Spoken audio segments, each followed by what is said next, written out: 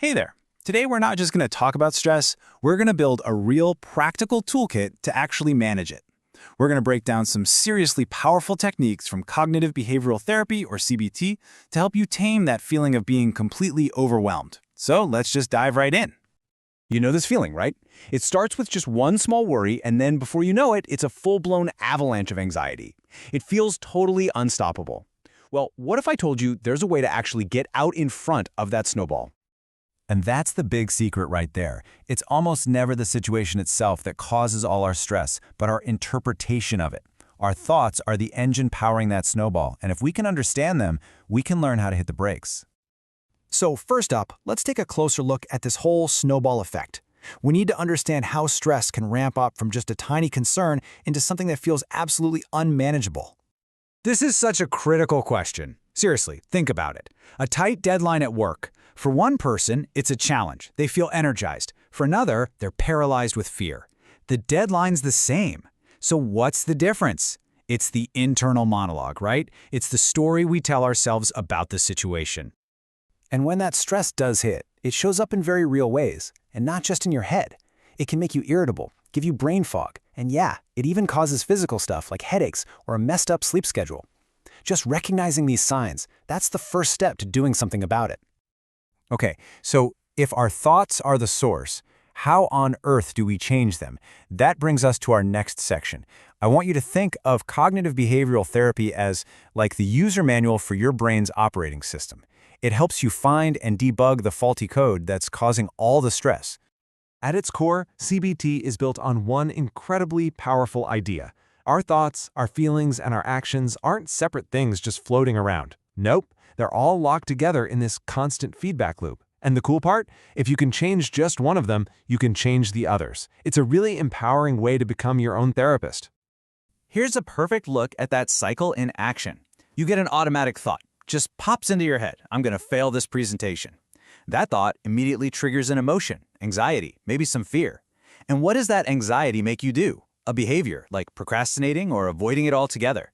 But then, that avoidance just proves your original thought right and reinforces the belief that you can't handle it. You see how that snowball just gets bigger and bigger?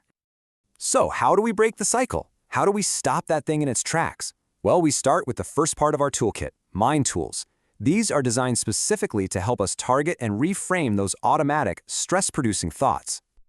All right, let's get practical. These are actual concrete techniques you can start using, like today, to build a more resilient mindset. This is honestly one of the most powerful tools in the entire box. It's called cognitive reframing. Just look at the difference here. You go from everything is going wrong, which is so catastrophic, to this is a challenge, but I can cope with it one step at a time. You're not pretending the problem isn't there. You're just changing the lens you're looking through. And that one simple shift can change absolutely everything. A thought record is basically how you practice reframing. It's a super simple journaling exercise. You write down the situation, the thought, and the feeling. By getting it out of your head and onto paper, you can look at it way more objectively.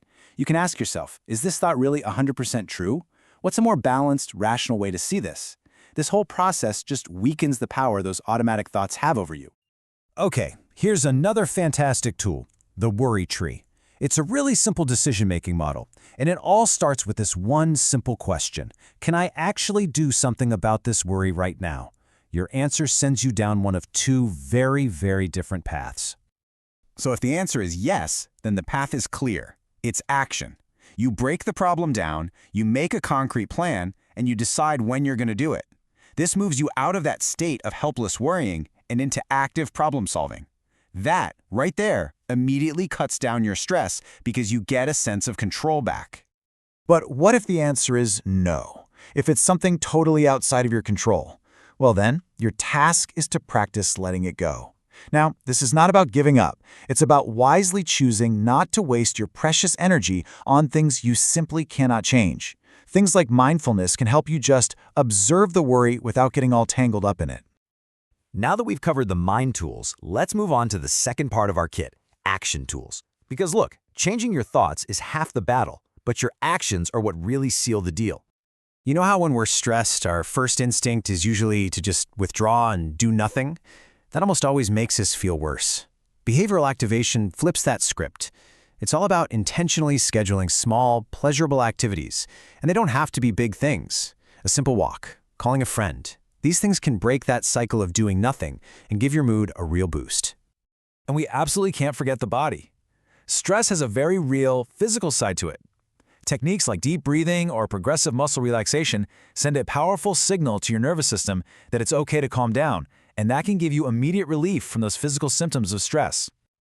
Okay, so we've got our toolkit. But a toolkit is only useful if you actually, use it. So this final section is all about how to turn these techniques into lasting habits for long-term well-being. And here's the really good news. You don't need to dedicate hours and hours to this stuff. The real key is consistency. Just 10 to 15 minutes of practice a day, whether that's doing a quick thought record or just going for a short walk, that can create significant lasting change. This right here is so important to remember. You are going to have days where you fall back into old patterns. That's okay. It's not failure, it's data. You just have to see those moments as a chance to learn more about your triggers and tweak your approach. It's a journey, not a perfect performance. And tracking your progress is key. Keep a simple journal, use an app on your phone, whatever works. When you can look back and see how your stress rating drops after you try a technique, or you just notice a small win, that gives you the motivation you need to keep going. It's literally proof that your efforts are paying off. And this, really, is the ultimate takeaway. While you can't always control the stressful things that happen in your life, you absolutely can learn to control your response to them. That power is within you, and these tools are just the way to access it. So I'll leave you with this question. Don't try to do everything at once. Just pick one thing. Will you try reframing a thought? Scheduling a 5-minute walk? Or maybe you'll start a thought record tonight. That first step, that's the most important one.